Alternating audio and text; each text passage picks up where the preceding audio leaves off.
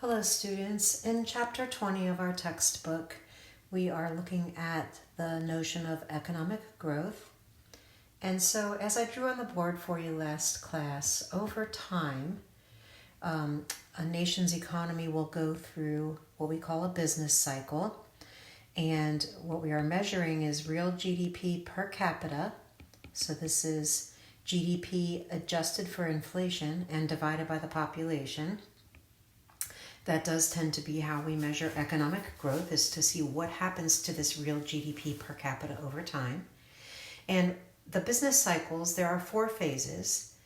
And when I draw it for the US, I tend to draw it like this. So these highest points are called peaks. The lowest points are called troughs. The declining phase here is a contraction or recession. And then the upward recovery or expansion phase is where we are kind of recovering from it. And then we head back to a peak again and we start the cycle all over again. So notice that the way that I've drawn it here and the way I drew it in class is that it has over time an upward slope to it. It's not huge, but that upward slope is what is indicating that we are enjoying economic growth over time. If this line were flat, then we would have a stagnant economy. If it were downward sloping, we would have a declining economy. So we have been very fortunate over the last couple of centuries that we've just enjoyed, really ever since the Industrial Revolution, economic growth over time. When you're a high-income country like the United States, that growth tends to be fairly stable and gradual. It's not like you have really huge increases and decreases. It's kind of over time spread out, smoothed out, if you will. Lower income countries have higher growth rates, but that's just because we're measuring it as a percentage of their current GDP. So for example, if a country has a GDP per capita of $1,000 per person, and it would happen to go up by $200 per person, that would be a 20% growth rate, which would be huge by our standards.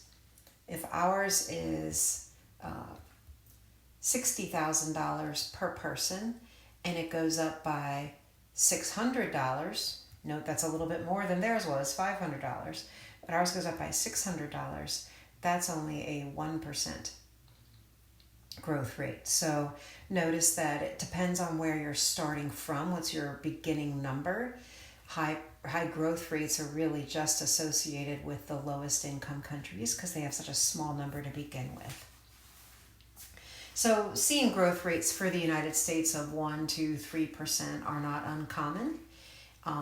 We don't expect it to grow too much faster than that. And in times that we do, in fact, those are the ones that are the most inflationary. So really don't want really big growth. We kind of like this steady upward trajectory that we've been enjoying. So what is it that contributes to economic growth over time and this nice steady economic growth? Well, some main things are capital deepening. Capital deepening refers to improving investments in capital. So it can be human capital, which is improving the education of citizens, workers. It could also be physical capital, so new factories,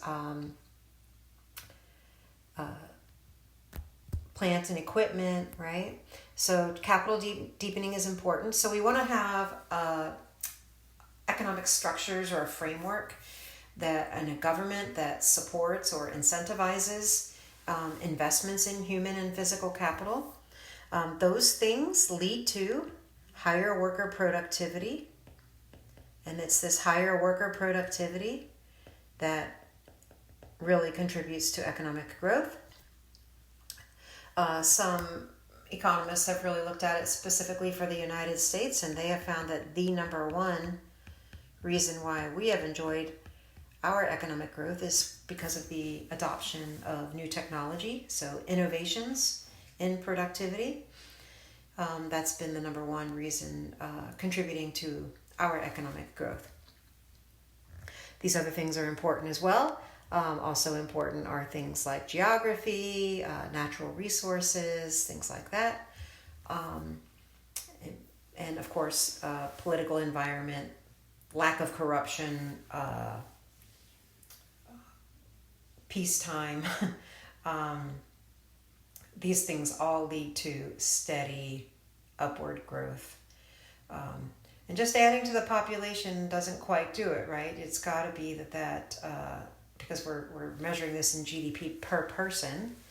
So if you just have a lot of new people, oftentimes, especially if they're not educated, what ends up happening is your GDP per capita would actually go down. So it's not about adding to the population, it's adding to the productivity of the workforce of the population that will contribute to this economic growth. All right, that's really about it. The chapter is fairly self-explanatory. You can walk yourself through the PowerPoint. Hopefully the homework questions are pretty straightforward as well. But as always, let me know if you have any questions. I'm happy to help you out. And I look forward to seeing you in class on Tuesday.